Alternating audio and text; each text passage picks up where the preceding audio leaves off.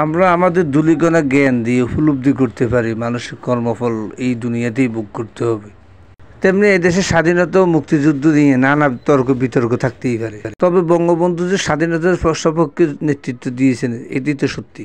এর পরিপ্রেক্ষিতে আল্লাহ তাআলা বঙ্গবন্ধুকে যে সম্মান দিয়েছিলেন তা তিনি কেন ধরে রাখতে পারেন নাই তা তর্ক বিতর্কে যেতে চাচ্ছি না। তবে এটি সত্যি যে মানুষ যতটুকু চায় তার চেয়ে যদি বেশি পেয়ে যায় তখন সে আত্মঅহংকারী হয়ে ওঠে। তখন সে দেখা গেছে যে তার বিস্তৃত নানা কর্মকাণ্ড সামাল দিতে গিয়ে স্বেচ্ছাচারী হয়ে ওঠে। একটা সময় দেখা গেছে যে তার উত্তরসূরির মূল নীতি প্রতিহিংসা পরায়ণে ওঠে। এই রূপে বিগত ফ্যাসিস্ট সরকারের প্রধান বঙ্গবন্ধু কন্যা শেখ হাসিনা ক্ষমতায় বসে প্রতিহিংসার বশবর্তী হয়ে এক ফ্যাসিস্ট রূপ ধারণ করেন, যে বঙ্গবন্ধুকে বাংলাদেশের স্বাধীনতার ঘোষক এবং জাতির পিতা হিসেবে স্বীকৃতি নিয়ে এক অযোগ্য উত্তরসূরি হিসেবে এই দেশ থেকে পলায়ন করেন। ফলে বাংলাদেশ সহ সারা পৃথিবীতে তিনি একজন ঘৃণিত এবং হাস্যকর ব্যক্তি হিসেবে পরিচয় দিয়ে ইতিহাস সৃষ্টি করেছেন। হাসিনা ক্ষমতা থাকাকালীন তার অহংকার প্রতিহিংসা তাকে ধ্বংসের সর্বোচ্চ পর্যায়ে নিয়ে গেছে। পদ্মা সেতুতে নিয়ে যে ওখান থেকে পদ্মা নদীতে টুস করে ফেলে দেওয়া উচিত, মরে যাতে না যায়, একটু পদ্মা নদীতে চুপনি দিয়ে সেতুতে তুলে দেওয়া উচিত, তাহলে যদি এদের শিক্ষা হয়।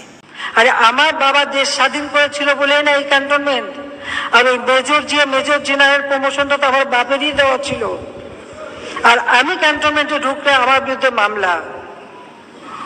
সেদিন প্রতিজ্ঞা করেছিলাম যে ওই ক্যান্টনমেন্টে বসবাস করতে হবে না, যেদিন সময় পাবো বাইর করে দেবো। ক্ষমতায় বসে অন্যের সন্তানকে খারাপ বলছেন, নিজের সন্তানরা কি করছে খোঁজ খবর নাই। একটি মানুষ ধ্বংস হওয়ার জন্য তার অহংকার ও প্রতিহিংসাই যথেষ্ট। আর একজন কুলাঙ্গার বানিয়ে রেখে গেছে জিয়াউর রহমান, সে এখন লন্ডনে বসে আছে। এই দুই পরিবারের রাজনীতির প্রতিহিংসা তুলনামূলকভাবে এই দেশের জনগণকে বিচার বিশ্লেষণের কাঠগড়ায় দাঁড় করিয়েছেন। শেখ হাসিনা সহ তার আত্মীয় স্বজন নেতা কর্মীরা দুর্নীতি ও অর্থ লুটপাট করে দেশ থেকে পালিয়েছেন। এর মূল কারণ ছিল প্রতিহিংসা, অহংকার। অন্যদিকে বেগম জিয়া হাসিনার হাতে দীর্ঘদিন নির্যাতিত হয়ে দীর্ঘ সময় অসুস্থ থাকেন। বর্তমানে তিনি সংকটাপন্ন অবস্থায় আছেন। 5ই আগস্ট ছাত্র জনতার আন্দোলনের মুখে ফ্যাসিস্ট হাসিনা যেদিন পালিয়ে যায় সেদিনও বেগম জিয়া নীরব ছিলেন, দুঃখ করে বলেছিলেন। হাসিনার অহংকার এবং প্রতিহিংসা তাকে পালিয়ে যেতে বাধ্য করেছেন। এই বেগম জিয়া এই দেশের 3বারের প্রধানমন্ত্রী হয়ে গত সরকারের প্রতিহিংসা আচরণের কারণে রাষ্ট্রীয় অনুষ্ঠানে যোগদানের জন্য কোনো আমন্ত্রণ পত্র পাননি। যুক্তিসঙ্গতভাবে রাজনীতিতে হিংসা প্রতিহিংসা থাকতেই পারে। বিগত সরকারের রাজনৈতিক জীবনে প্রতিহিংসার পরিমাণটা ছিল বেশি। আমরা দেখেছি তুলনামূলকভাবে বেগম জিয়া ছিলেন অত্যন্ত ধৈর্যশীল, সবসময় দেশের স্বার্থকে প্রাধান্য দিয়েছেন। জীবনের অনেক ঘাত প্রতিঘাত গিয়েছে, তবুও তিনি দেশে থেকে গেছেন। তার জীবন আর সংকটাপন্ন, তিনি হাসপাতালে ভর্তি। তাকে দেশের সকল মানুষ পছন্দ করেন।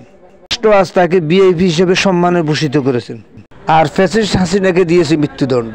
বেগম জিয়ার জন্য রাষ্ট্র জনগণ চিন্তিত, মত নির্বিশেষে সকলে তার জন্য দোয়া করছেন। আমরা সবাই দোয়া করি উনি যেন দ্রুত আরোগ্য লাভ করেন।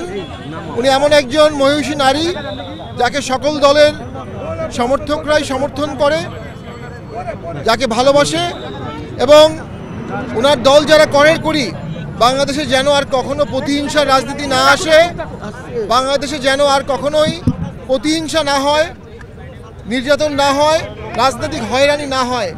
একটা সুন্দর বাংলাদেশ গড়তে হবে।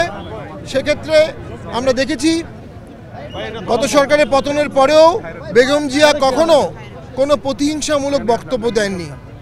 তার এই অনন্য শিষ্টাচার, অনন্য শ্রদ্ধাবোধ একটি অমূল্য রাজনৈতিক পথেও আমরা ওনার দ্রুত আরোগ্য কামনা করি।